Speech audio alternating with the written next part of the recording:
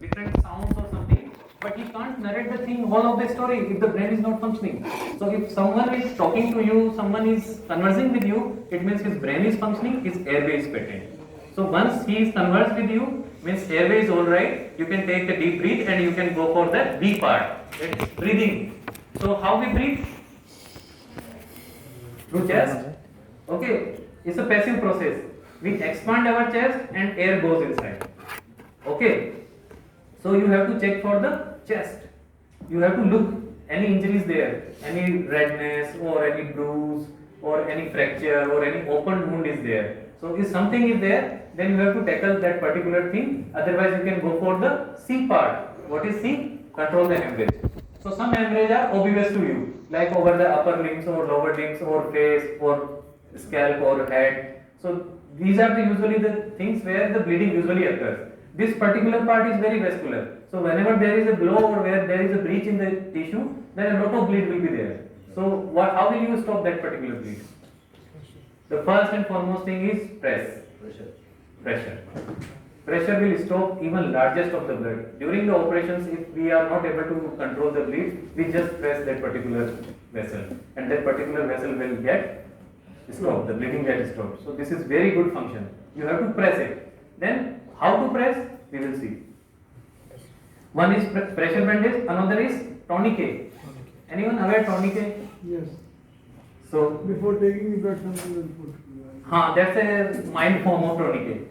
So sometimes what happens, lot of the limb get amputated, so it get detached from that particular part, or where the bleed is so severe that you are not able to control it. Then what will you do? You will tightly dress the part just above that particular injured part. So it will stop all the blood supply to that particular part. So it will stop the bleed, but it will also have complications in the further, because you have stopped the blood, so all of the limb is not supplying, not getting the blood. So there are chances that it will develop the gangrene or it will necrose. So once you stop the bleed, you have to write the time. At this time I applied this one. So once that patient will reach to us, we will do accordingly there. So if you up in upper limbs, if patient arrived within 6 hours of us, we can still salvage his limb. So this will give us a rough idea that how much time is there for the necrosis to occur. So whenever you apply the tourniquet, you apply the tight dressing, you always write the time, at what time you applied it. Okay, so it will give a rough idea to us. Then splinting. What is splinting? In engineering term, splinting is something supporting. So fractures are there. So whenever there is a fracture occurs, Keep it in position. keep it in position. Very nice. Keep it in position. So when the fracture occurs, so these two ends become sharp, because it will not be like sharp cut. They are in a random pattern. So they have the sharp ends. So whenever you transport the patient, if my limb is broken from here, so then whenever this limb will move, so this sharp end will move. So lot of vessels or muscles are there, they will damage them more. So more bleeding will occur. So you have to splint. So you must have splinted whenever you found any fracture. No, we had some supporting wooden frame. We used to tie it. Yes, because You support with something. Yes, hard yes. Thing, and then try to tie it little bit so, So- that it remains in same position. yes, that will serve the same purpose, because you don't have that particular scientific instruments or that particular devices on the roadside. So you can use simple log or stick or something, Some hard thing, any wood stick or Wooden frame. any frame, any wooden stick, even newspaper, the rolled newspaper. The rolled newspaper will have that strength. So you can just strap it out. I will show you how to strap. So these all splinting are very small things, but they will actually stop the bleed. And you are actually reversing the process of bleed. So you are actually prolonging the life, you are actually assisting in the golden hours. So these are small things, but they have a large impact on the survival of the patient. So first is airway, and along with airway, this cervical spine immobilization. So most mobile part in our body, in our spine is neck. We can move like this. Can you move other part of your spine like this? Anyone? Can't move. This part is, all the ribs are there, it is very fixed. Then this part is slightly movable, but still not that much. So neck is very much movable. So there are chances when there is a sudden break or then when there is a head-on collision. So this our head got directly hit to the screen. So there will be the hyperextension of the spine. So your head will go directly over the windshield and there will be the hyperextension of the neck. So there will be the fracture over this vertebra, the cervical vertebra one. Whiplash effect. Whiplash effect. So this seat belt is usually prevent that whiplash effect. But you don't, if you don't wear the seat belt in a proper manner, then what will happen? More chances. Actually, you have the more chances of abdominal injuries. Yes. Because that seat belt will come over your abdomen, you will have the intestinal injuries, you have the intra-abdominal injuries. We have seen a lot of patients who already had this harness belt is there, but still they have more injuries because the wearing is not proper. So everything we are devising the protective thing, but the training should also be there. That how to you wear the harness belt also. So this whiplash, these seat belts are very much effective in preventing whiplash injuries. So whenever there is a patient of whiplash injury, there are chances that his cervical spine got injured. So the priority is that you must stabilize the cervical spine. Otherwise, during transportation or even the patient can voluntarily move his neck here and there. So there are chances that this incomplete injury becomes the complete one. And once this complete injury is there, the main cord is there or the spinal cord is there. If that get damaged, the patient will have no power in his upper limb as well as lower limb. He remains vegetative for rest of his life. Even by providing him assistance, you are able to save his life, but his life is useless now.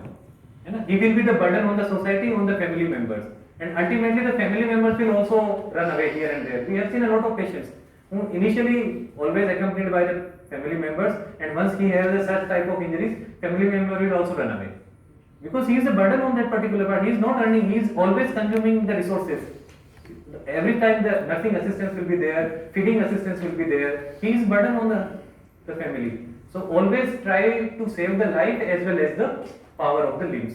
So apply the cervical collar. So these two types of collar are there. The yellow one is for pediatric age group, for children. So again nowadays this internationally formed cervical collar is there. So they are very portable and lightweight. So you can have in your car one or two of these. They will not take space. And how to apply them. This is very important because this is a universal one. But everyone has a neck of different length. I have the long length, someone has a short neck. So how this will fit in everyone? So it will have different markings. So I will share the video that will show you how to make a apply a cervical collar. I am just sharing you. Just watch it carefully. And after that we will take the questions and answers. So what he is doing now? Measuring.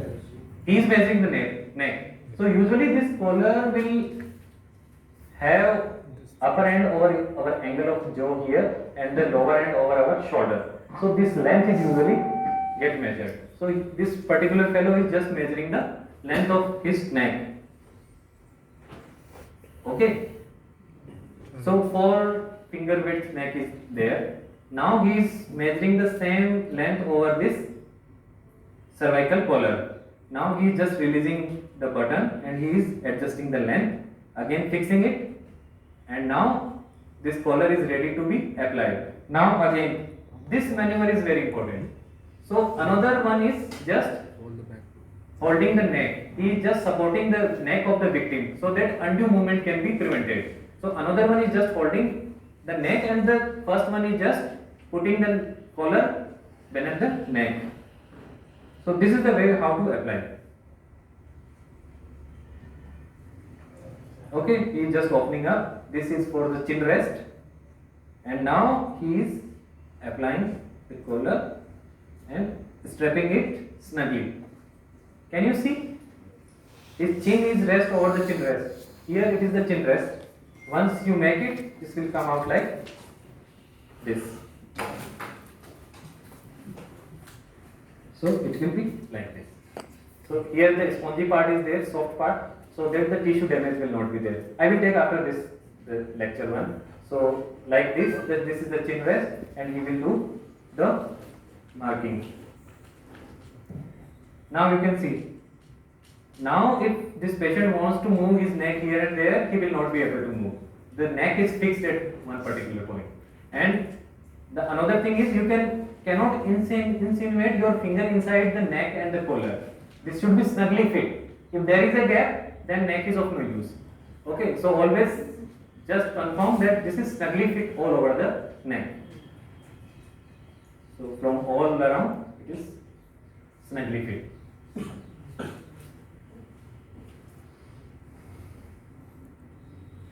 Clear?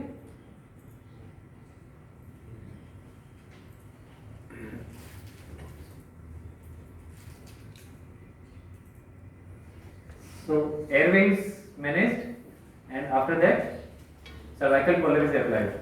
Suppose the airway is not patent, then what will you do?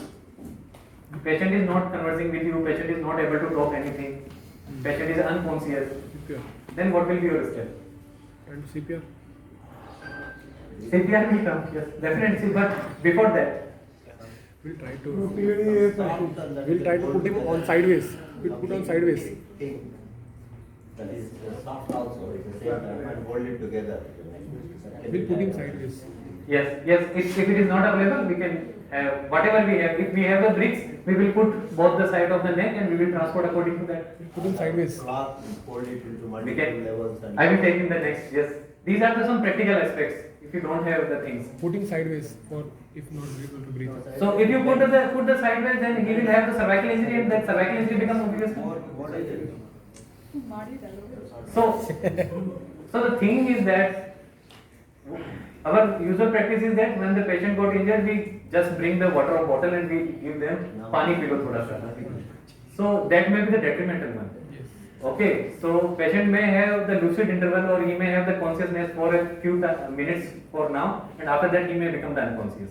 So whatever he drinks at that time will again go, he will vomit and he will go inside the lungs. So that may be more detrimental. So never provide water to anyone orally.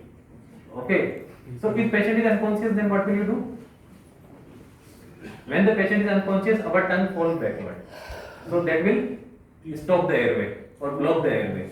So what will you do? There is a maneuver called head tilt chin lift. So I will tell you. It will come in the next I think. So head tilt chin lift is there. I will take in the CPR part. So with head tilt chin lift, you can actually prevent his tongue to go back and his airway become patent for that particular part. You can't do much more after that.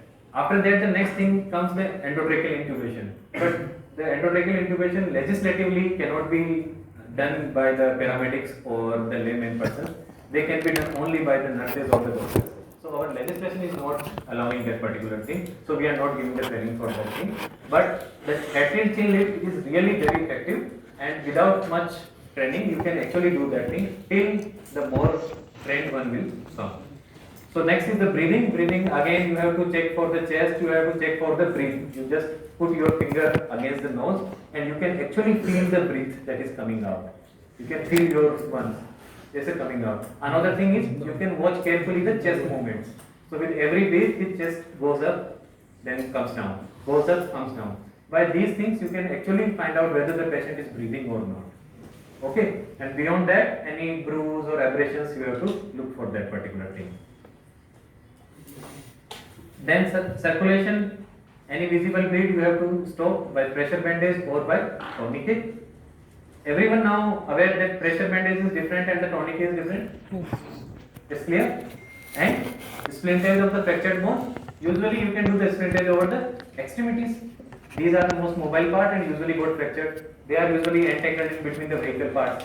So they are the most prone for the injury. So you can splint them. How to splint them? We will see. Then pressure bandage, this is the same. So simple bandage is like that. You can actually apply in the anti-clockwise manner. We will see in the practical session how to we will apply. So with pressure bandage, you can actually stop the bleed. If you don't have these pressure bandage or these commercially available bandage, then simple cloth material or dupatta, you can use that, or bed sheet if you have. These things can actually work like a bandage also, or a pressure bandage, or you can work them as a splint also. If fracture is there, you can put the arm sling like this. You can strap this particular part with the body, so that it will not move here and there. So these cloths are very good bandage in the roadside. These cloths can be available. Everyone has the clothes. So they are very much effective. Then fractures and splints. Commercially, how will you diagnose a particular fracture? You are not an orthopedic surgeon. You don't have the X-ray facility. Then how will you diagnose? So the fracture that requires X-ray is usually don't require any pre-hospital care also. If the Get the swelling. Swelling will become. swelling is there, very good. Excessive Swelling, pain. another one? Excessive pain. Excessive Slight pain. movement. Swelling. Excessive pain, excruciating pain. Doing the color change at that particular. Color change, abnormal mobility. We have the mobility over our joints, but if someone has the mobility from here, the fracture is there, or he is some extraterrestrial life. Okay, so abnormal mobility is again one of the telltale features that yes, he may have the fracture. So logic behind splinting is it reduces further damage by immobilizing the fractured sharp ends. It reduces the pain and it controls the hemorrhage. Useful material for splinting. One is commercially available, like we have the commercial one. I will show you.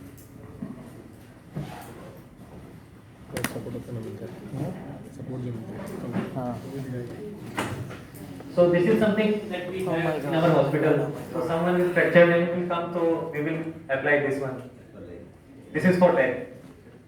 So this is universal can be used on both legs, right or left, depending on this curve. So, but these type of material will not be available at the roadside. So what other materials you can use over the roadside? Wooden lobe, stick, all these things, even the rolled newspaper that will be stout enough to support. So all these things, even the iron bars, you can use. Iron bars are available everywhere on the construction material. So you can use these things. Umbrella, sometimes the umbrella can be used in the, especially in the rainy season if someone is holding that old style umbrella, long one. So that can be used as a splinting material. So all these can be act as a splinting material. These are basic splint and material. One more thing you have to take care is that whenever you splint a particular part, you have to splint one joint below and one joint above of that particular fracture. Otherwise that splintage will not be effective. You have to immobilize the joints also, because our mobility is at joints. So if I have the fracture is here, so your splint should start from here and it will go up to here. Okay, then only you can actually immobilize the thing. If there is a, if you will not immobilize my elbow, then still I can move my part. So one joint above, one joint below should be immobilized along with that particular fracture. That's clear? These are different ways of immobilizing, like is this folded newspaper or the log, wooden log or the stick or the cloth, simply cloth can also strap. Even the iron bar.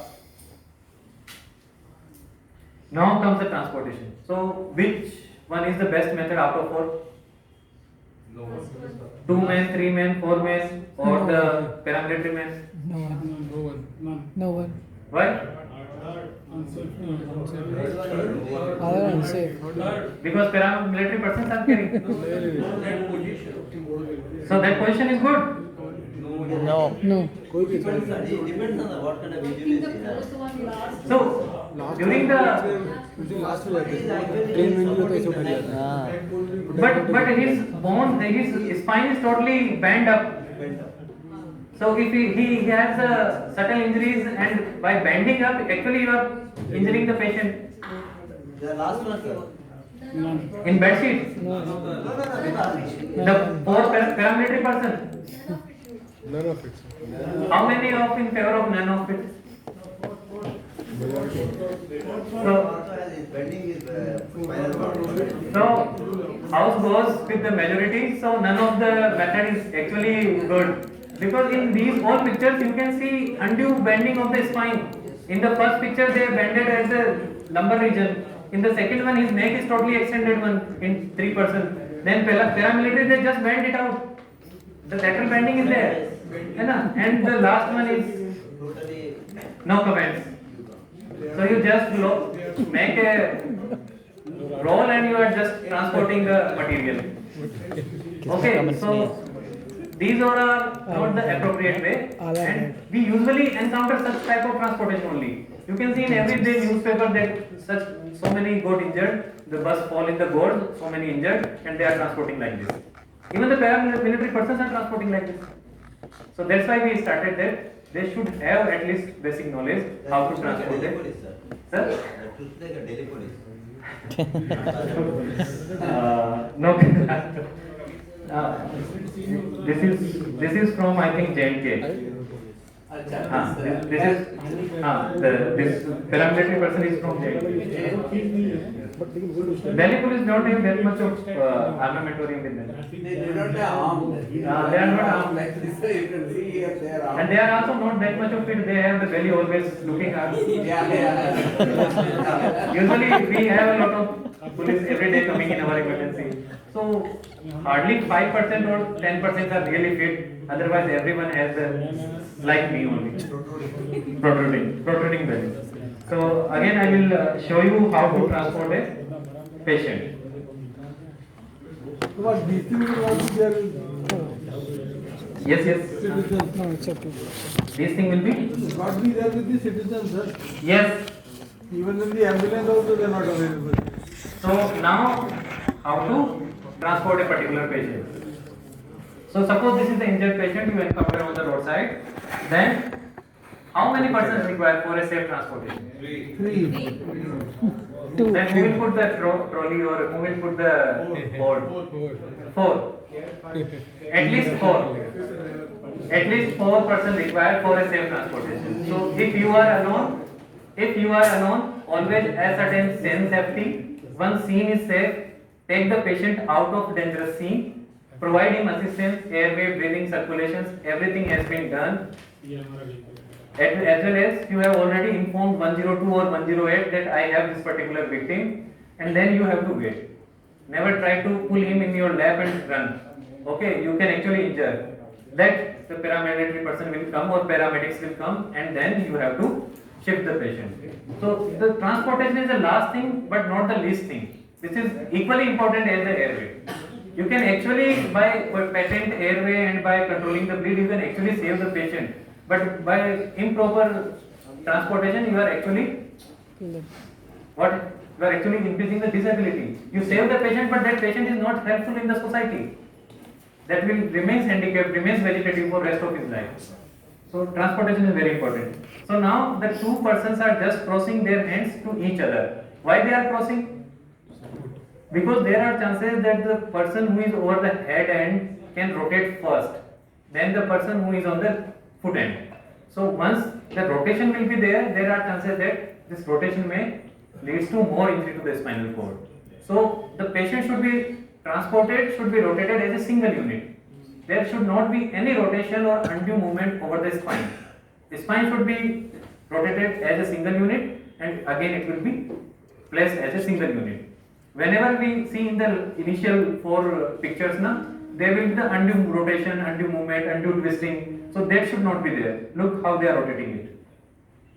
So now it is rotated as a single unit, and the 4th person just put the board beneath the patient so that he can be come on the board and you can lift it up. Now again they are rolling as a single unit.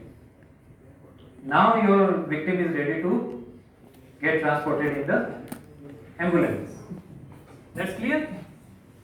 So once ambulance arrives, so where will you take the patient? If the patient injured here, you have a Trauma center. Emergency. Trauma. nearest trauma center or nearest healthcare facility? Trauma care. Trauma care. So suppose you have one patient who got injured in Agra. So Agra has a medical college, but he don't have the level 1 trauma center like names. So you just called me that we have the patient. I said, you bring the patient. So which will be your preference? You directly come to here or you will go there? First Agra. So nearest appropriate healthcare facility. Appropriate means whatever injuries you are suspected, the doctor to tackle those injuries should be there.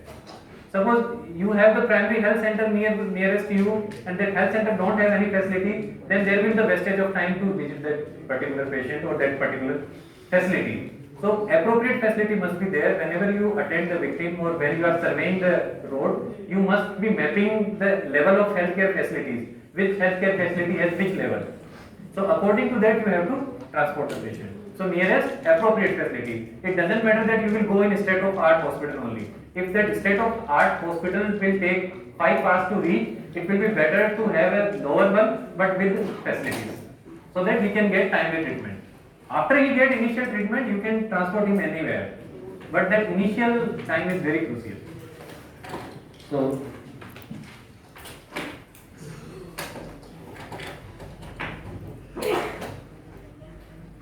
So all 4 methods are not appropriate.